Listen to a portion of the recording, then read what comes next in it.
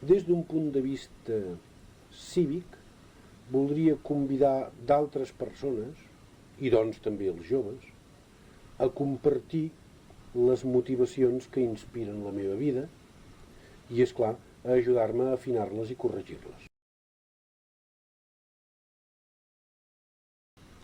Des d'un punt de vista professional, em sembla que sí que hi ha un missatge a fer respecte a la importància de l'educació. La cultura em continua semblant absolutament la revolució pendent.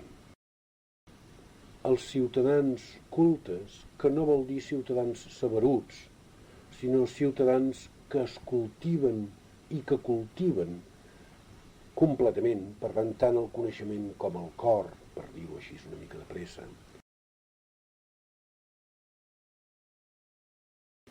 Els ciutadans que són capaços d'entrar sempre en diàleg, que entenen que el diàleg és la seva primera responsabilitat moral, són ciutadans que entren en contacte amb ciències, amb matèries, amb coneixement.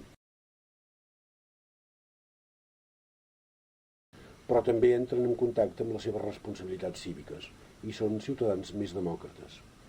Si l'educació no ens portés a fer ciutadans millors, no em sembla que l'educació sigui gens reeixida. I em sembla que en la filosofia s'hauria de descobrir la seva potencialitat enorme educativa. Perquè no es tracta... Hi ha una filosofia que jo no recolzaria gaire, que és la filosofia més ideològica. Aquella que passa missatges com per indoctrinar, com per omplir el cap i el cor de la gent amb les meves idees.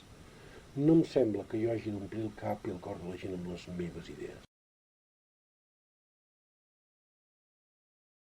Em sembla que he de cridar a la gent a que s'omplin el cap i el cor amb idees i sentiments, i que els puguem compartir, i els puguem debatre. I aquesta és la feina de la filosofia.